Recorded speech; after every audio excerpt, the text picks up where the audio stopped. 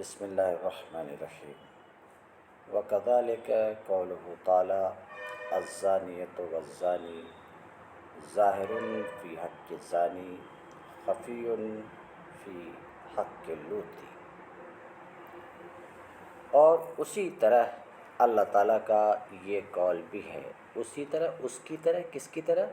اللہ تعالیٰ کے قول والسارق والسارقۃ فاقطعوا ایدیہما کی طرح اللہ تعالیٰ کا یہ قول۔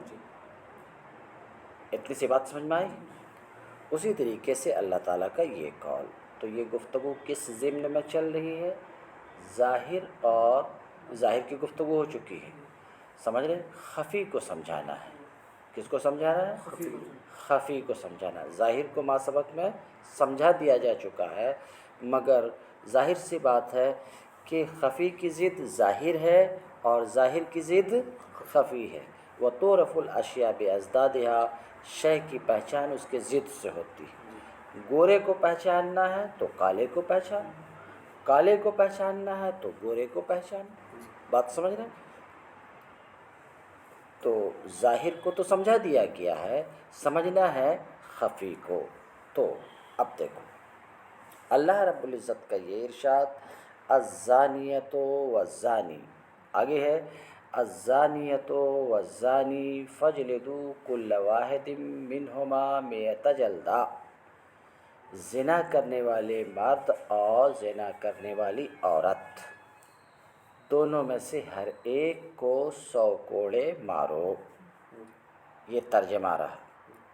تو اللہ رب العزت کا یہ قول ظاہر ہے زانی اور زانیہ کے حکم میں، کہ سننے سے ہی یہ بات سننے والے کو معلوم ہو جاتی ہے کہ زانی اور زانیہ کا حکم 100 کوڑے ہیں۔ یہ بات تو بالکل ظاہر ہے۔ تو زانی اور زانیہ، زنا کرنے والے مرد اور عورت کے، سمجھ رہے ہیں، حکم میں تو یہ ظاہر ہے کہ اس کا حکم کیا ہے؟ ظاہر ہے۔ کیا ہے اس کا حکم؟ 100 کوڑا۔ اتنا تو سمجھ گئے کہ اس میں کوئی دقت؟ اب تو اللہ تعالیٰ کا یہ قول زانی اور زانیہ میں تو ظاہر ہے، مگر اللہ تعالیٰ کا یہی قول لوطی میں خفی ہے۔ لوطی میں کیا ہے؟ خفی ہے۔ بات سمجھ رہے ہیں؟ کیوں خفی ہے؟ اور یہاں جو لوطی میں خفا ہوا ہے، کیوں خفا ہوا؟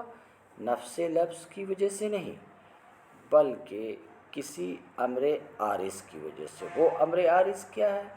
کہ عرف میں ایسے شخص کو زانی اور زانیہ نہیں بولا جاتا ہے، بلکہ عرف میں وہ شخص جو پیچھے کے مقام میں آتا ہے اس کو کیا بولا جاتا ہے؟ لوطی بولا جاتا ہے۔ کیا بولا جاتا ہے؟ بات سمجھ میں آ رہی؟ تو اب عرف میں نام چینج ہونے کے بارے میں اللہ رب العزت کا وہ کلام الزانیۃ والزانی، زانی مرد اور عورت میں تو ظاہر ہے، اس کا حکم ظاہر ہے، مگر لوطی میں یہ خفی ہے، کیونکہ اس کو زانی نہیں بولا جاتا، بلکہ اس کا دوسرا نام ہو گیا ہے لوطی۔ بات سمجھ میں آ رہی؟ اس کا دوسرا نام ہو گیا ہے لوطی۔ تو اللہ تعالیٰ کا یہ قول، بات سمجھ رہے کہ نہیں، لوطی کے سلسلے میں خفی ہے، کہ اس کے حکم میں خفا ہے۔ اس کا کیا حکم ہے؟ ہاں، بعض ائمہ، امام شافعی تو یہی کہتے ہیں کہ لوطی کا وہی حکم ہے جو زانی کا حکم ہے، 100 کوڑے، مگر ہمارے امام اس بات کے قائل نہیں ہیں، اور صحابہ کے درمیان بھی لوطی کے حکم میں بڑا اختلاف ہے۔ ہمارے امام اس بات کے قائل ہیں کہ حاکم وقت جو سزا مناسب سمجھے وہ سزا دے، مناسب سمجھے۔ ان سزاؤں میں سے یا تو آگ میں جلا دے اسے، سمجھ رہے ہیں، یا کسی شہر جہاں یہ واقعہ ہوا وہاں سب سے اونچی بلڈنگ پر کھڑا کر کے نیچے ڈھکیل دے، یا کسی پہاڑ پر سے نیچے ڈھکیل دے۔ یہ اس کا حکم ہے، یہ اس کی سزا ہے۔ کچھ بات سمجھ میں آ رہی ہے؟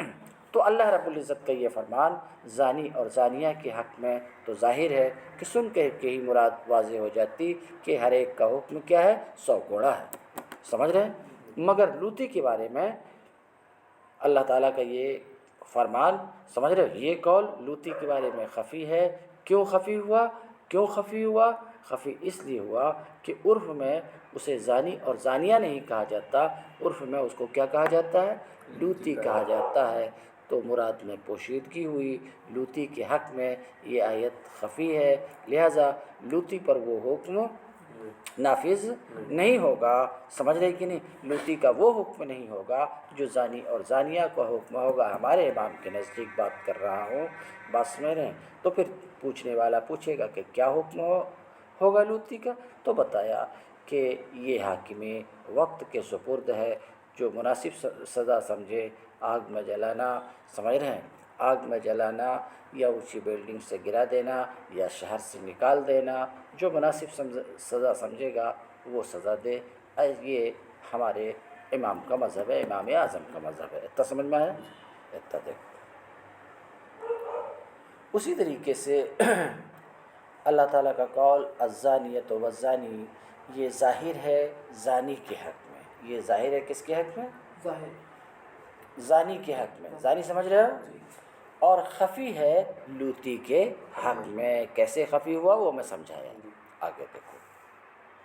اب ایک دوسری مثال، وَلَوْ حَلَفَ لَا يَأْكُلُ فَاكِهَةً كَانَ ظَاهِرًا فِيمَا إِلَى آخِرِهِ۔ ایک آدمی نے قسم اٹھائی، یعنی قسم کھائی اپنی زبان میں۔ کیا قسم کھائی؟ کہ لا یاکل فاکہۃ، وہ فاکہہ یعنی میوہ نہیں کھائے گا۔ کیا قسم اٹھائی؟ میوہ نہیں کھائے گا۔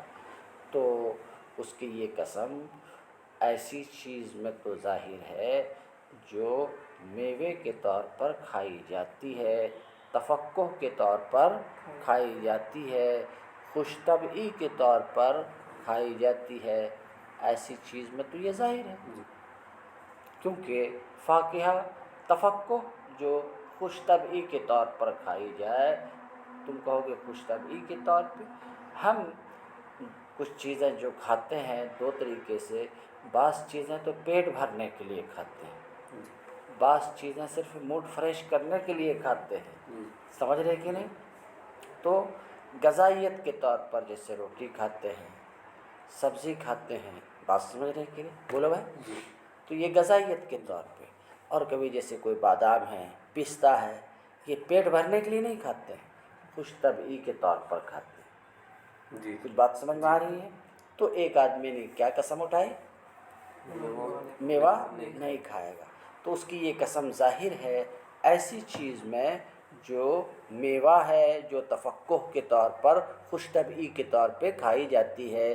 چنانچہ اس قسم اٹھانے والے نے بادام کھا لیا، اخروٹ کھا لیا، پستہ کھا لیا، تو حانث ہو جائے گا، اس کی قسم ٹوٹ جائے گی۔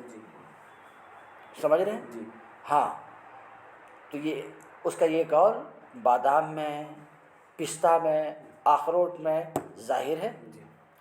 مگر اس کی جگہ اس نے انگور کھایا یا انار کھایا،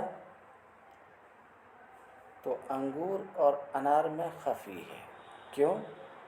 کیونکہ انگور اور انار میں فاکہہ کا معنی پورے طور پہ نہیں پایا جاتا۔ کیوں؟ اس لیے کہ انگور کو غذائیت کے طور پر بھی لوگ کھاتے ہیں، صرف خوش طبعی کے لیے نہیں کھاتے ہیں۔ انار کو غذائیت کے طور پر بھی کھاتے ہیں، خوش طبعی کے طور پر۔ تو اس نے تو قسم کھائی تھی کہ میں فاکہہ نہیں کھاؤں گا۔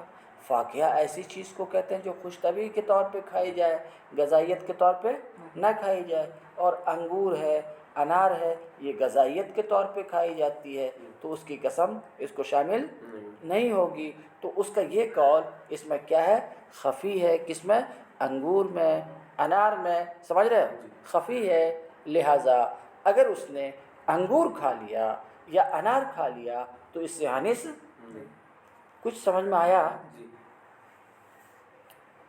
وَلَوْ حَلَفَ، اگر قسم اٹھائی، کیا قسم اٹھائی؟ لا یاکل فاکہۃ، وہ میوہ نہیں کھائے گا، تو قائل کا قول کیا؟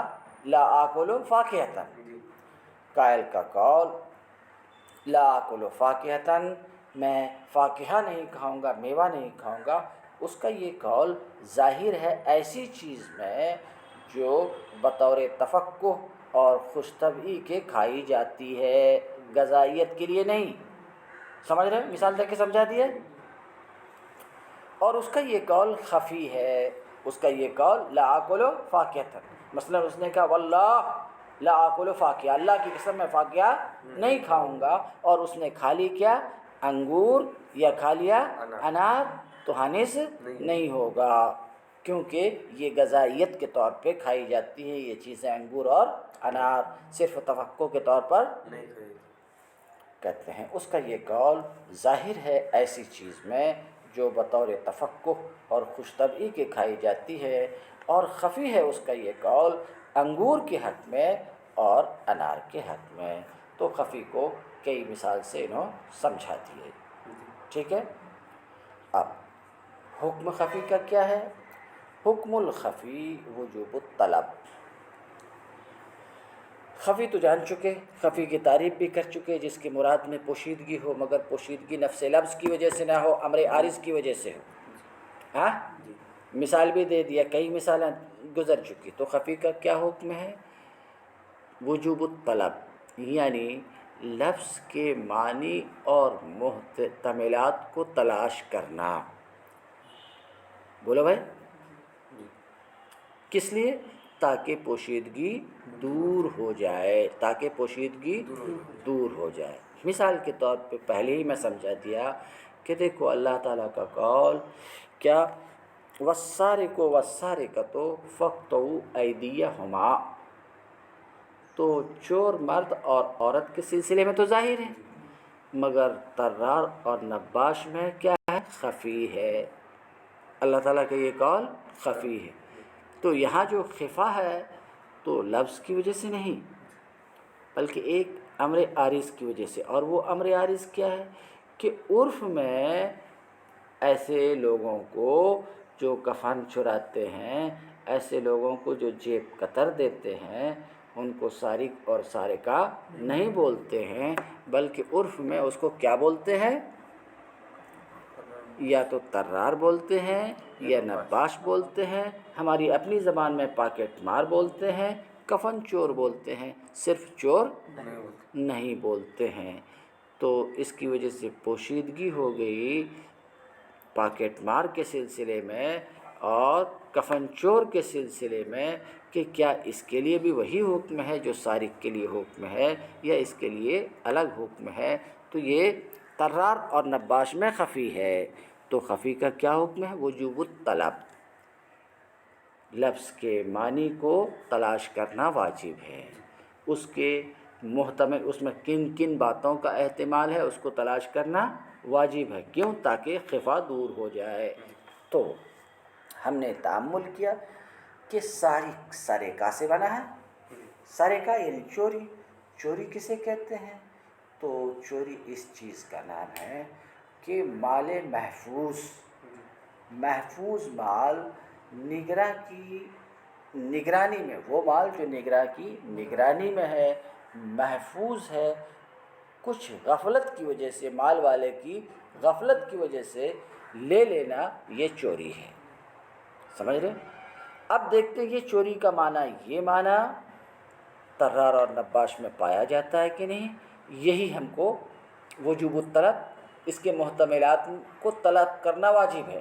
تو دیکھا ہم نے کہ وہ سرقہ کا معنی ہے کہ نہیں، تو پیچھے میں بیان کر چکا ہوں، اس کو اپنے ذہن میں حاضر کرو کہ دیکھو نباش میں سرقہ کا معنی نہیں ہے، کیونکہ سرقہ میں سارق محفوظ مال کو لیتا ہے، ایسے مال کو کہ مال والا اس کے مال والے کی نگرانی میں ہوتا ہے اور وہ اس کی حفاظت کے درپے ہوتا ہے۔ یہ الگ بات ہے کہ تھوڑی سی غفلت ہوئی اور اس نے مار لیا، مگر وہ اس کی نگرانی کرتا رہتا ہے، وہ مال اس کی نگرانی میں رہتا ہے، اور کفن مردہ کی نگرانی میں نہیں ہوتا۔ تو سرقہ کا جو معنی ہے اس معنی میں کمی پیدا ہوئی کہ نہیں؟ تو کفن چور میں اس معنی کے اندر کمی ہے، اس لیے سارق کا حکم کفن چور کے لیے نہیں ہوگا۔ سارق کا حکم کیا ہے؟ ہاتھ کاٹنا، تو کفن چور کا ہاتھ نہیں کاٹا جائے گا، کیونکہ سرقہ کا جو معنی ہے اس معنی میں کمی ہے، سارق کے معنی کی کمی ہے، سارق کا جو معنی ہے وہ معنی پورے طور پر نباش میں نہیں پایا جاتا ہے، اس لیے سارق والا حکم نباش پر نافذ نہیں کیا جائے گا۔ کچھ سمجھ میں آ رہا ہے؟ ہاں، طرار میں جب ہم نے غور کیا تو دیکھ رہے ہیں کہ سرقہ کا معنی پورے طور پر پایا جا رہا ہے، یہ مال محفوظ بھی ہے، یہ مال کیا ہے؟ محفوظ بھی ہے، نگرانی میں بھی ہے، اور ویسی غفلت بھی نہیں ہے، مال والا جو ہے ویسا غافل بھی نہیں ہے، حفاظت کے درپے بھی ہے، غافل بھی نہیں، پھر بھی کمال ہوشیاری سے، سمجھ رہے ہیں کہ نہیں، پیسے کو نکال لیتا، تو سرقہ کا پورا معنی تو یہاں پر پایا جا رہا ہے۔ تو یہی تأمل کیے تو اس میں سرقہ کا معنی پایا جا رہا، جب سرقہ کا معنی پایا جا رہا ہے، کس میں پاکٹ مار میں سارق کا معنی پایا جا رہا ہے، تو وہی حکم اس کا بھی ہوگا جو سارق کا حکم ہے۔ کچھ بات سمجھ میں آ رہی؟ اب اتنا دیکھو، حکم الخفی، خفی کا حکم ہے وجوب الطلب، طلب کا واجب ہونا۔ کیا طلب کا واجب؟ یعنی لفظ کے معنی کو طلب کرنا، اس کے محتملات کو تلاش کرنا، سمجھ رہے ہو، تاکہ معلوم ہو پائے کہ کسی اس کے افراد میں سے کسی فرد میں جو خفا ہے تو معنی کہ زیادتی کی وجہ سے خفا ہے یا کمی کی وجہ سے خفا ہے۔ اگر زیادتی کی وجہ سے ہے تو ظاہر سی بات ہے تب تو وہی حکم ہوگا، کمی کی وجہ سے ہے تو وہ حکم نافذ نہیں کیا جا سکے گا، جیسے کہ نباش اور طرار میں آپ نے سنا۔ خفی کا حکم یہ ہے کہ طلب واجب ہے تاکہ اس سے خفا اور پوشیدگی دور ہو۔